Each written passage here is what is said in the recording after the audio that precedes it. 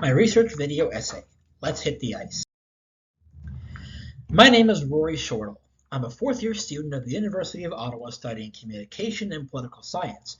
I come from a rural town in Newfoundland and Labrador, where the sport of hockey was a way for me and my dad to connect over something bigger than our small town. Once I arrived in Ottawa, the constant presence of bureaucracy and government power made me question my view of hockey. Was my beloved sport that I developed in a rural setting subject to such control in an urban setting? This inspired my research question. Does Canadian sports media influence my understanding of hockey as a Canadian cultural symbol? I conducted my research in two main settings. First, I filled out field reports and analyzed information from YouTube, Instagram, and Facebook at the FSS building in the University of Ottawa. I also did this at my apartment at this very desk right here. I did this all in the downtown area of the city of Ottawa. My data gathering process was twofold. First of all, I engaged in multimedia consumption. I watched hockey broadcasts on Canada's dominant sports networks, as well as consuming content posted by fans on YouTube, Instagram, and Facebook. I did this to contrast the narratives presented from media outlets to those from lay people. I also engaged in multimedia making, such as making self-portraits, collages, sculptures, and word art. I also wrote many poems. All of these artworks related to my research question and various prompts given by Dr. Strangelove on concepts such as political economy and capitalism.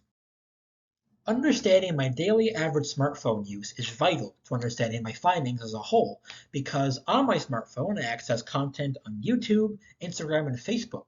My daily average use of my smartphone was about 3.7 hours per day, and by far my most used app was YouTube. This is evident right here.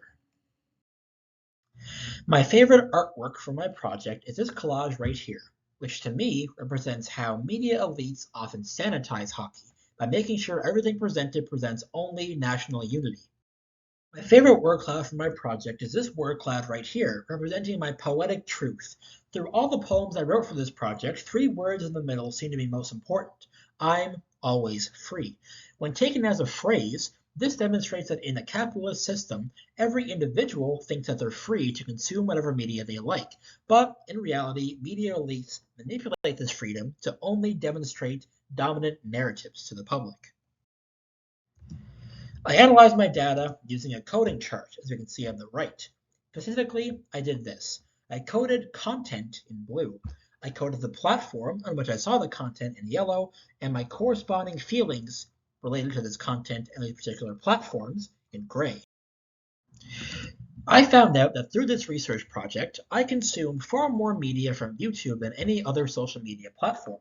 To me, this demonstrates that I derive much more inspiration from ordinary people than from media elites.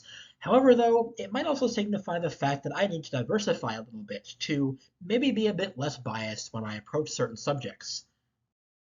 My findings reveal that issues of media power and inequality were very prevalent in Canada's dominant media representations of hockey. This reveals that I tend to have a strong distrust of traditional media, and it also reveals that ever since my arrival here in Ottawa, I've become more critical of the institutions surrounding me, instead of looking at all of them with awe, as I would have done in my rural setting. My research is important for the following 2 reasons.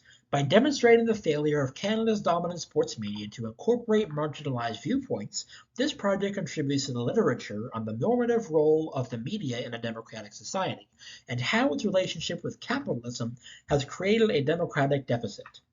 Also, by pointing out the problems of media power and inequality, as well as democracy and the interplay between the media and dominant ideologies, this project helps highlight the unusual dominance of Canadian media in a society in which hockey and the media oligopoly is so ingrained that it's very rarely ever scrutinized. Thank you for listening to my research video essay.